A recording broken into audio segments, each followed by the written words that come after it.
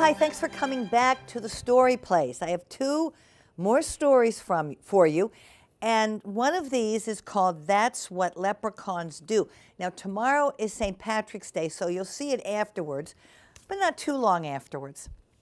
The three leprechauns sat under the chestnut tree.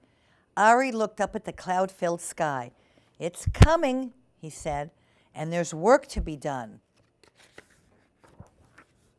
Boo and Carl put on their red shoes and their caps and strapped their packs to their backs. "We're ready," Boo said, "but why is it always us that has to put the pot of gold at the end of the rainbow?" "Especially since not a single soul ever finds it," Carl added. Ari looked from one of them to the other. "Don't be asking," he said. "It's leprechaun duty, so it is. And fellows, remember, it's coming, so there'll be no time for mischief along the way." They walked in line, the one in front of the other one behind. no mischief along the way," they chanted. But as you'll see, that's not what happened. But when they got to Ballybunion Farm, they saw Mrs. Ballybunion's cow, Pansy, standing in the field. Ari whipped out the little bottle of red paint he kept in his backpack for leprechaun business. He ran across to Pansy. "Stand still, my lovely," he told her, and he painted her hooves scarlet red. So he gave her a pedicure, didn't he? And there we see it. Pansy looked down. "Pretty," she said. "Imagine Mrs. Ballybunion's face when she comes to milk you," Ari shouted. He and Boo and Carl rolled over and over in the grass laughing. "Well, she'll think I've been to a dance." Pansy did a couple of small hop and steps to demonstrate. The leprechauns clapped and whistled. "We'd be delighted to join you in a waltz or two," Ari exclaimed, "but we're in a desperate hurry." "I thought there was to be no mischief along the way," Boo reminded him. "Oh, sure, but I couldn't help myself. Mischief's what leprechauns do," Ari said, "along with our more important duties." He glanced up at the tatters of clouds in the sky. "And we'd better not delay, for we've delayed enough already." But as they were passing old Jamie Bradley's house, they saw Jamie's gray woolen long johns spread out to dry on his hawthorn hedge. Now, my audience, I don't know if you know what long johns are. If you're older, you might, and they still sell them. And men wear them when they go camping, when they need to be very warm. And it's a onesie, you probably know what that is, for a man. And you see here the buttons to let it down when needed, so you don't have to take the whole suit off. The leprechauns looked at each other and grinned. Quick as a cat pounce, they ran across to the hedge and stood one on top of the other and the other on top of him. Ari reached up and tied the two long john legs together in a tight knot. They almost fell off each other, they laughed so hard. "Oh, it would be great altogether to stay and watch old Jamie try putting his legs into those," Boo said, "but it will be a month of Sundays before they're dry, and we've no time to waste."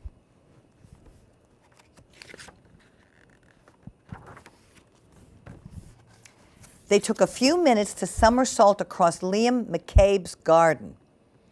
There was a yellow tennis ball in the middle of the road, and they rolled it along with them as they went. Miss Maud Murphy's hen, Bridie, clucked at them from behind her gate. "Bridie," Ari said, "would you be doing us a favor? Could we trundle this ball up to your nest, and could you sit on it for us? It'll be a great joke on Miss Maud Murphy when she comes out to gather your eggs."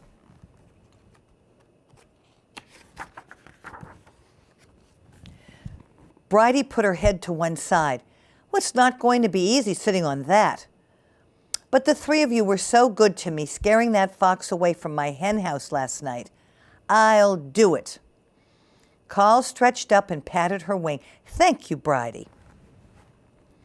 They squeezed themselves through the gate and tumbled the ball with them. Then they heaved it up and into Bridie's nest. She gave a trial sit on it. I'll be sore underneath myself for a week, she grumbled. But the thought of Miss Maud Murphy's face when she sees I've laid a yellow ball, it will be worth it. Won't that beat all? Carl gasped. The three of you can't help making mischief, can you? Bridie asked. That's what leprechauns do, Ari told her. Along with our more important duties. He stopped. Is that a spitting of wet I feel? 'Tis. Boo stared up at the sky where the sun was flickering through heavy clouds. A thin, cool rain had started to fall. Hurry, hurry, Ari ordered. It's come. We can't be late. They pulled their green slickers from their backpacks and settled their caps low to their ears. Anybody seeing them racing along the road would have taken them for 3 green leaves, but they were leprechauns, and they had work to do. Get them out, boyos, get them ready, Ari said. They took their little spades from their backpacks. Then they stopped for a minute to look up at the rainbow. Blue, green, yellow, pink. It was arched across half the sky. There it is, Ari said with satisfaction. Come on.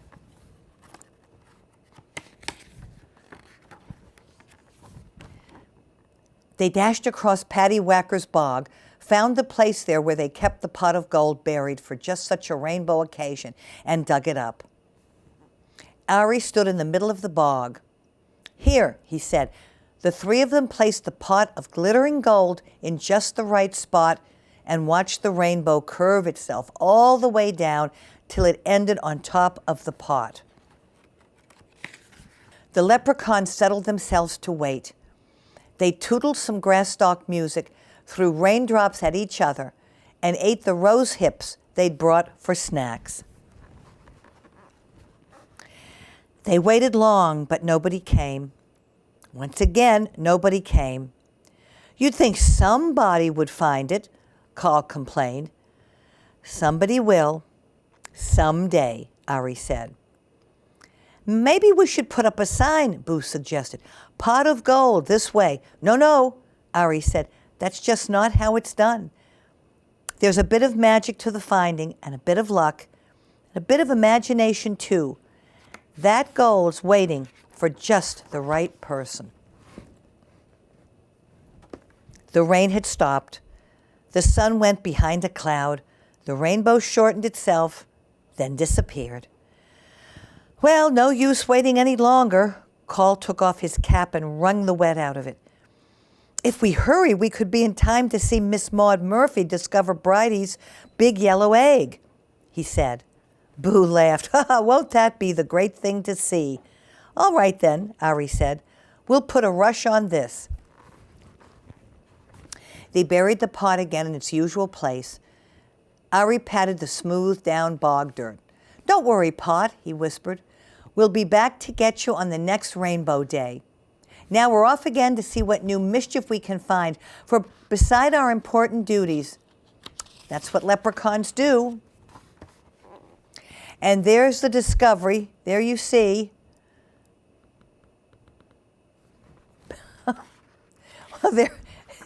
They're neither happy nor believing that there was a yellow tennis ball under Bridie. Now, this is just a little thing about leprechauns. According to according to legend, the leprechaun is a tiny elf found only in Ireland. Most leprechauns are shoemakers to the fairies, who pay them gold for their work. The leprechauns, or little people, store their gold in pots and often bury one at the end of a rainbow. Since leprechauns love more than anything to play tricks, this may be just another one. The gold at the end of the rainbow has not been discovered yet, But if you find a leprechaun and pick him up, he must tell you where his gold is hidden. That is leprechaun law. So look for leprechauns in Ireland near clear springs of water or close to large rock formations or at the end of a rainbow. Listen for the sound of tiny hammers tapping or elfin pipes piping as small voices sing a fairy song. And maybe, just maybe, you will find the leprechaun's pot of gold. Now, this next book is from the Metropolitan Museum of Art, very famous museum in the city of New York. And it's really something unbelievable when you go in and look at the collection. If someday you get to go there to New York, you want to try to go to the Metropolitan. And this is called Curious Cats in Art and Poetry. I don't think the title quite fits, as you will, maybe you won't agree with me, but that's what I think. Whether fanciful as in the Mother Goose rhyme of a pussycat that visited the queen, or ferocious as in French primitivist Henri Rousseau's stirring repast of the lion, the felines in this collection do as they like, when they like. And just as cats are forever curious about the world, the art and poetry in this collection prove that the world was, is, and always will be deeply curious about cats. And here you see Puss in Boots from Les Contes de Perrault by Charles Perrault, Paris, 1899. And this woman you see on the left was a very famous music hall singer. And I believe she was, well, maybe she was French, Belfort. And she was painted by Henri de Toulouse-Lautrec, who was French, in the end of the 19th century. And she always dressed like that, kind of like a baby, with that, baby's hat on. And I think you can see the little black cat she has.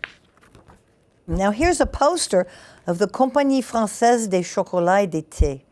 Seems strange they would make chocolate and tea, but there it is. Now this is a drawing, it might have been painted, by a man named Stylin. And I think he was French. His name was Théophile Alexandre Steinlen. French, he's French. And it's the Compagnie Française des Chocolats et des Thés. It's a color lithograph. And Steinlen drew many, many cats in pen and ink, charcoal, and in this case, paint. The cats have come to tea. What did she see? Oh, what did she see as she stood leaning against the tree? Why, all the cats had come to tea. What a fine turnout from round about. All the houses had let them out, and here they were with scamper and shout. Mew, mew, mew was all they could say, and we hope we find you well today. Oh, what should she do? Oh, what should she do with what a lot of milk they would get through? For here they were with mew, mew, mew. She didn't know if bread and butter they'd like or no. They might want little mice. Oh, oh, oh. Dear me, oh dear me, all the cats had come to tea. I don't know if you'd like very much these haiku poems. Well, we'll go ahead.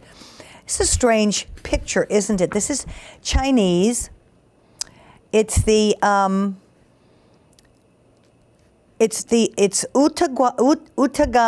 Hiroshuge, a Japanese man. I assume it's a man. From the series 100 Famous Views of Edo. And I thought it was kind of interesting that everything is so precise, but they've left a rag on the windowsill. Sometimes there are different styles of painting in which they include something that doesn't look like it quite belongs there.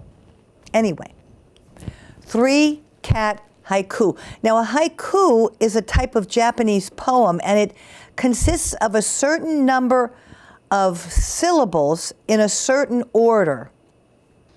Flopped on the fan, the big cat sleeping. My cat, frisking in the scale, records its weight. The big cat frisks its tail, toying with the butterfly. Here's another one you've probably heard, and it's the whole poem. It's a little narrative. The Owl and the Pussycat. The owl and the pussycat went to sea in a beautiful pea green boat.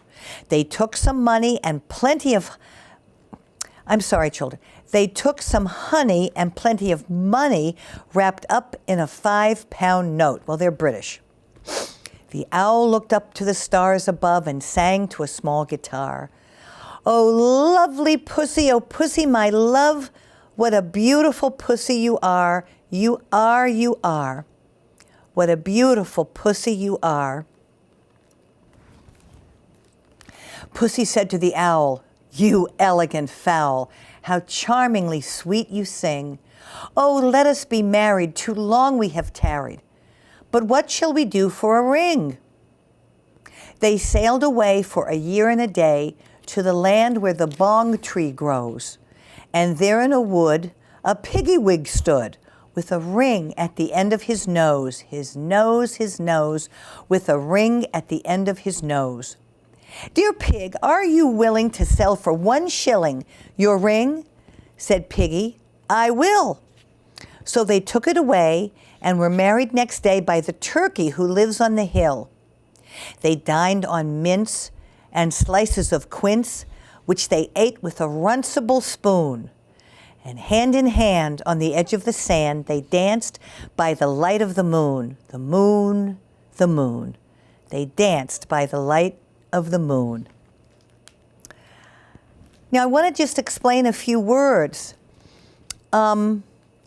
Mince, they dined on mince. Mince is a, I guess it's a bunch of sort of diced up fruit, and it's sort of made into a paste. And a mince pie, you may have heard of mince pies, and that's what goes in the pie. It's kind of like a fruit cake. And quince is a fruit, and a runcible spoon. Well, this is kind of interesting. A very, very old eating utensil was called a runcible spoon. It was a spoon with 3 points on the end, and it eventually became a fork. Kind of interesting, I think. I hope you think so too. The Mysterious Cat. And this is an unknown artist, but we know he's Austrian. It was a postcard originally called Woman, Child, and Cat. The Mysterious Cat. I saw a proud, mysterious cat. I saw a proud, mysterious cat, too proud to catch a mouse or rat. Mew, mew, mew. But catnip she would eat and purr. But catnip she would eat and purr, and goldfish she did much prefer. I saw a cat, 'twas but a dream. I saw a cat, 'twas but a dream, who scorned the servant that brought her cream. Mew, mew, mew. Unless the servant were dressed in style, and knelt before her all the while, mew, mew, mew. Did you ever hear of a thing like that? Did you ever hear of a thing like that? Did you ever hear of a thing like that? Oh, what a proud, mysterious cat. What a proud, mysterious cat. What a proud, mysterious cat. Mew, mew, mew. I love this illustration. I love the way that cat is dressed. He's dressed like the Arabians used to dress in these big, long, puffy pants with this big cummerbund, this big sash around his waist. The drawing is called Hey Diddle Diddle, the Cat and the Fiddle, which is our first rhyme. Hey diddle diddle, the cat and the fiddle. The cow jumped over the moon. The little dog laughed to see such sport, and the dish ran away with the spoon. Pussycat, pussycat, where have you been? I've been to London to look at the Queen. Pussycat, pussycat, what did you do there? I frightened a little mouse under her chair. A cat came fiddling out of a barn with a pair of bagpipes under her arm. She could sing nothing but fiddle-dee-dee. The mouse has married the bumblebee. Pipe, cat, dance, mouse. We'll have a wedding at our good house. And this was Mother Goose who wrote that. You've heard of Mother Goose. And something else. Now, this was written by Pablo Neruda, a Chilean poet, translated, of course. And this statue is an Egyptian statue from the years 664 to 30 BC, which means before Christ. So in our system of time, 0 was the year Christ was born. And this is a statue from the Egyptian dynasty, number 26. It's in bronze. The Egyptians loved cats. I think they might have even worshipped cats. This is from Ode to the Cat. There was something wrong with the animals. Their tails were too long and they had unfortunate heads. Then they started coming together little by little, fitting together to make a landscape, developing birthmarks, grace, pep. But the cat, only the cat, turned out finished and proud, born in a state of total completion. It sticks to itself and knows exactly what it wants. Men would like to be fish or fowl. Snakes would rather have wings. Dogs are would-be lions. Engineers want to be poets. Flies emulate swallows. And poets try hard to act like flies. But the cat wants nothing more than to be a cat. And every cat is pure cat, from its whiskers to its tail, from sixth sense to squirming rat, from nighttime to its golden eyes. Dame Wiggins of Lee was a wealthy old soul, as ere threaded a needle or washed in a bowl. She held mice and rats in such antipathy that 7 fine cats kept Dame Wiggins of Lee. The rats and mice, scared by this fierce whiskered crew, the poor 7 cats soon had nothing to do. So as anyone idle she ne'er loved to see, she sent them to school, did Dame Wiggins of Lee. The master soon wrote that they had all of them knew how to read the word milk and to spell the word mew. And they all washed their faces before they took tea. Were there ever such dears? Said Dame Wiggins of Lee. From the Cat and the Cock. Once a certain cat and cock, friendship founded on a rock, lived together in a house in the land of Fledermaus. Each loved music in his way, and then the cock, at break of day, chanted, cock-a-doodle-doo, kiki-riki, coo-coo-coo, while his cat friend in the middle of the night would play the fiddle. Sometimes they would play together Handsome Fur and Fancy Feather, and the pair would dance and sing while the house with joy would ring. Nipping Pussy's Feet in Fun.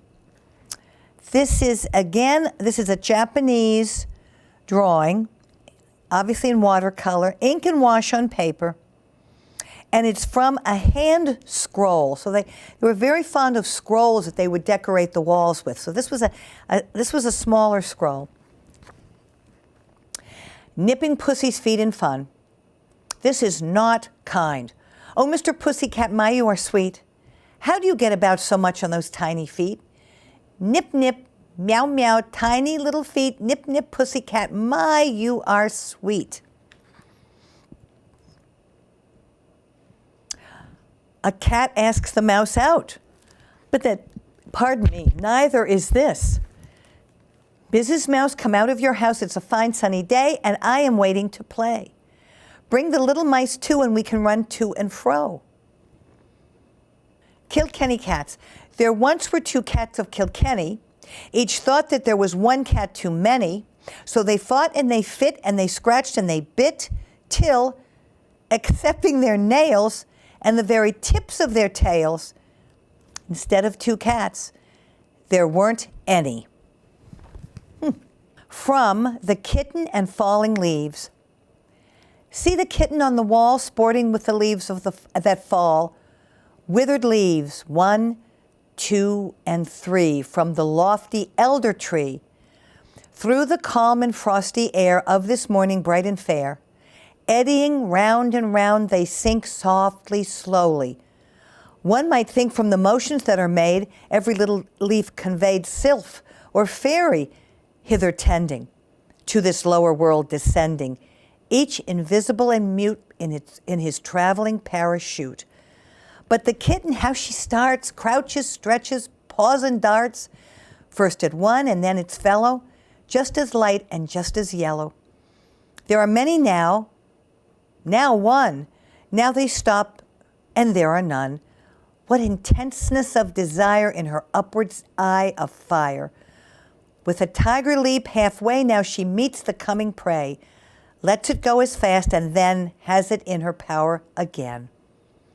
Now she works with 3 or 4 like an Indian conjurer, quick as he in feats of art, far beyond in joy of heart. That was from William Wordsworth. That's not one of his very well-known poems, William Wordsworth. This is an opaque watercolor with gold on paper. Look at that cat, good Lord. The spring is a cat. It was almost spring, isn't it, my viewers? On a cat's fur soft as pollen, the mild spring's fragrance lingers. In a cat's eyes round as golden bells, the mad spring's flame glows. On a cat's gently closed lips, the soft spring's drowsiness lies. On a cat's sharp whiskers, the green spring's life dances. And this was written by a Korean, and I can't tell if it was a man or a woman, because I do not know that language. And that's our book. That's it. So I hope you like that. Thank you for being here. Thank you so much for listening and watching, and I hope you liked everything. I'm Anne-Marie Battistone. You're watching Norfolk Cable Access, and this is The Story Place. See you next time.